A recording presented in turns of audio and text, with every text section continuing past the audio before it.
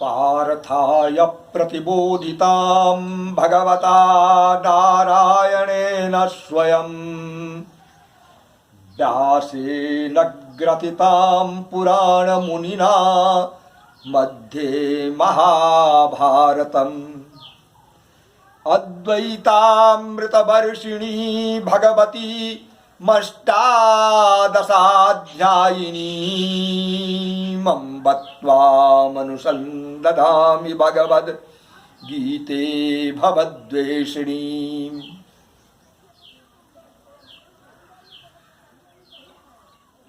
बिहार प्रान्तस्य वैशाली मंडलस्य श्रीराम प्रकाश संस्कृत महाविद्यालय पातेपुरस्य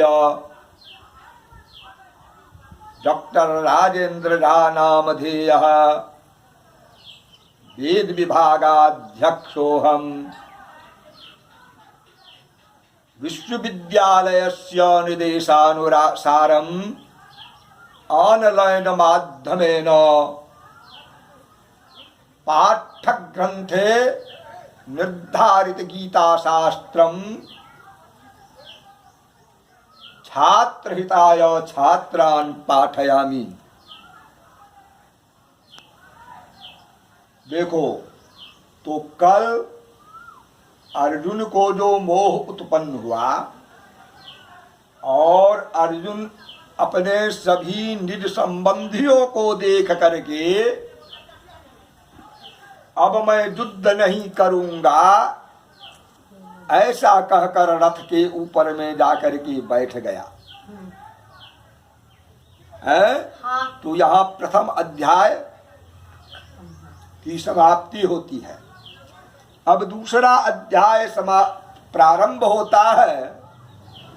तो धृतराष्ट्र पूछ रहे हैं संजय से और संजय उसका उत्तर दे रहा है। हाँ। तब दूसरे अध्याय का प्रारंभ है। संजय उवाच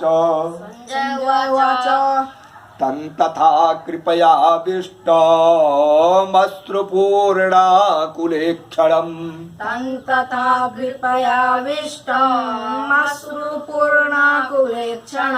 विषीदन्तमिदं वाक्यमुवाच मधुसूदनः।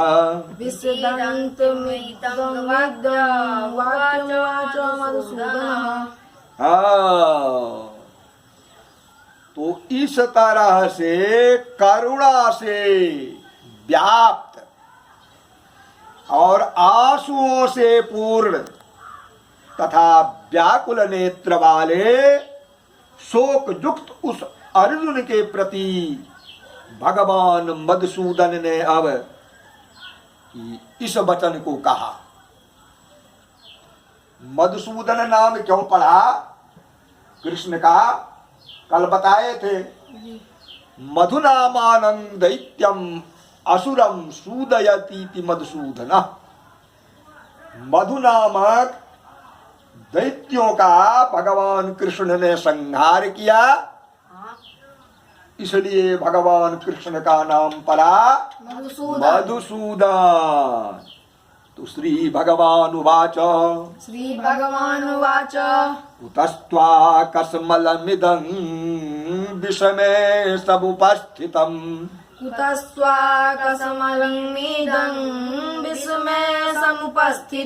अनार्यजुष्टमस्वर्ग्यमकीर्तिकरमर्जुन।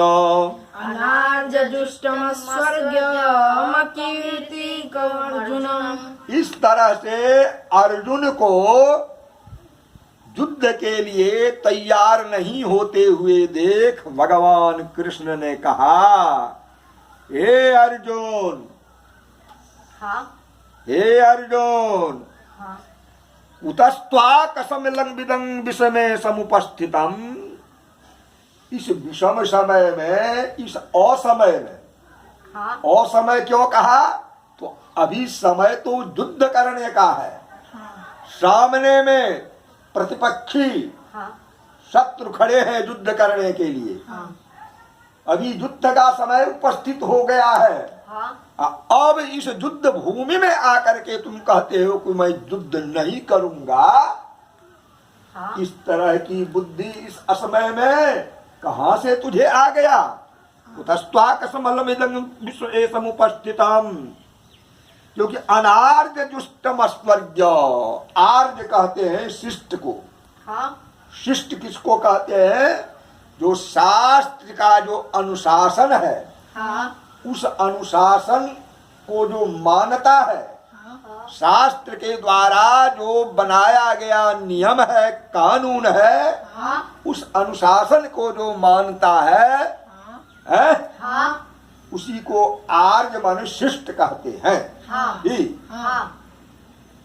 तो भगवान अर्जुन को अब समझाते हैं कि अनार्य जुष्टम स्वर्ग्यम कीर्ति कर्म अर्जुनो। हे अर्जुन, तुम जिस तरह से अभी युद्ध से भाग रहे हो, ये कोई आर्य माने शिष्ट जन ऐसा नहीं कर सकता, ऐसा कोई अनार्य कर सकता है क्या? और नो, यह स्वर्ग को ही देने वाला है। अस्वर्ग्यम, स्वर्ग किसको कहते हैं? जहाँ अक्षय सुख हो, जहाँ सुख की कभी कमी नहीं हो। इतना भी इस लोक में सुख भोग करेगा तो तुरंत दुख आ जाता है। किंतु स्वर्गीय जो सुख है वह सुख कभी घटता नहीं है। इसलिए अक्षय सुख का नाम स्वर्ग है और अक्षय दुख का नाम नरक है। क्या? तो कहते हैं कि अस्वर्ग्यम अकीर्तिकरम, इससे जश भी नहीं मिलने वाला है, यह अपजस को देने वाला है कि अभी युद्ध के समय में तुम भागना चाहते हो। क्या? और कहते हैं कि क्लैब्यं मास्म गमः पार्थ नहीं तत्त्वयुपपद्यते। हे पार्थ, पृथा पुत्र, पृथा कुंती के पुत्र को पार्थ कहते हैं। अर्जुन कुंती का पुत्र था, इसलिए कहते हैं हे पार्थ क्लैब्यं मास्म गमः। क्लीब मानो होता है नपुंसक। नपुंसक जानते हो? न पुरुष रहता है न औरत रहता है, वो हिजड़ा जिसको कहते हो, थोपड़ी बजा बजा करके ऐसे गाड़ी में मांगता रहता है न, ट्रेन में। तो क्लैब्यं मास्म गमः, अरे तुम इस समय क्लीबता को, नपुंसकता को मत प्राप्त हो। नहीं त्वयि एतत् उपजुज्यते, त्वयि एतत् न उपजुज्यते, तुझ में यह शोभा नहीं देती। इस तरह की बात है। क्षुद्रं हृदय दौर्बल्यम, अरे तुम्हारा जो हृदय, क्षुद्र, क्षुद्र माने छोटापन हृदय, हृदय उदार रखना चाहिए। क्या? हृदय उदार रखना चाहिए, उदात्त विचार का होना चाहिए, व्यक्ति को उदार होना चाहिए। है क्षुद्रं हृदय, और तुम अभी छोटे हृदय वाला प्रतीत हो रहे हो। दौर्बल्यम, अत्यंत दुर्बलता को प्राप्त हो रहे हो। क्षुद्र हृदय और दुर्बलता को दूर करो। क्षुद्रं हृदय दौर्बल्यम त्यक्त्वा, छोड़कर उत्तिष्ठ परंतप, अरे युद्ध के लिए खड़े हो जाओ। यहाँ अर्जुन को ऊपर में पार्थ कहा कि तुम कुंती का पुत्र हो, समझ जाओ। कुंती मंदोदरी तारा, ये सब सभी पापों को नाश करने वाली है। तुम कुंती पुत्र हो। नीचे कहते हैं परम तप, पराम शत्रुजनाम तापयति नाशयति परम तपस्तत्वं बुद्धो। हे परम तप, जो प्रतिपक्षी शत्रुओं को तपा दे, मन मार दे, उसी का नाम है परम तप। तो तुम तो प्रतिपक्षी को मारने में समर्थ हो। और फिर तुम्हारी इस तरह की बुद्धि हो गई। इसलिए इस क्षुद्रता को, छोटी बुद्धि को, छोटे हृदय को, हृदय से दुर्बलता को दूर करो और युद्ध के लिए एकदम धनुष बाण लेकर के तैयार हो जाओ। क्या? अर्जुन उवाच। तब फिर अर्जुन कहना शुरू करता है, है?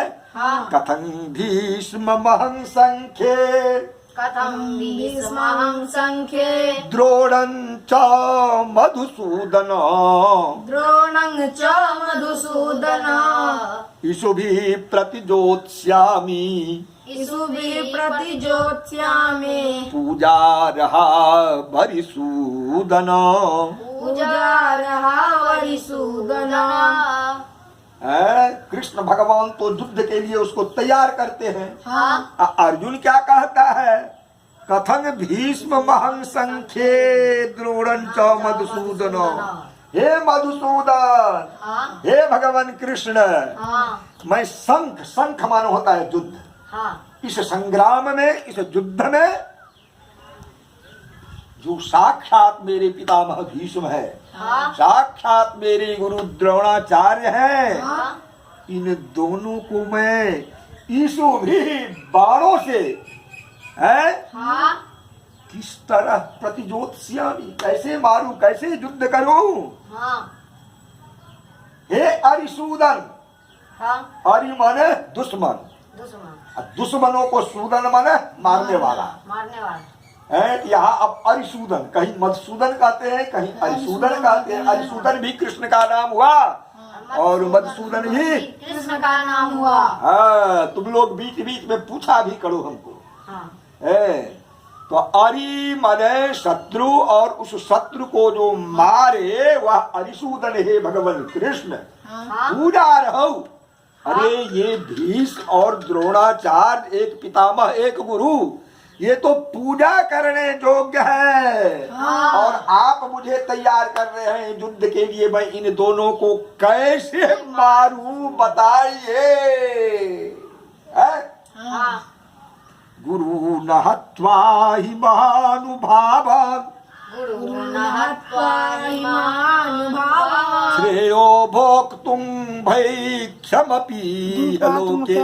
श्रेयो भोक्तुं भैक्षमपि लोके। हत्वार्थकामांस्तु गुरूनिहैव हत्वार्थकामांस्तु गुरूनिहैव भुञ्जीय भोगान् रुधिरप्रदिग्धान्। भुञ्जीय भोगान् रुधिरप्रदिग्धान्। इसलिए मैं इन गुरुजनों को नो मार कर इस लोक में भिक्षा का अन्न खाना पसंद करूंगा, लेकिन इन दोनों को मैं मार नहीं सकता हूँ। हत्वार्थकामांस्तु गुरूनिहैव भुञ्जीय भोगान् रुधिरप्रदिग्धान्।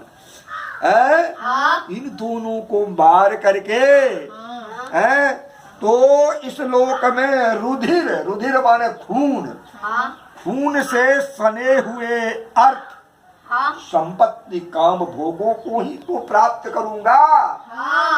तो पाप ही मिलेगा, इसलिए युद्ध मैं नहीं कर सकता हूँ। तो अब इतना ही रखो, क्योंकि ज्यादा कहने से फिर तैयार नहीं कर सकोगे। इसलिए इतना ही रखो। अब फिर अगला पाठ कल कहेंगे।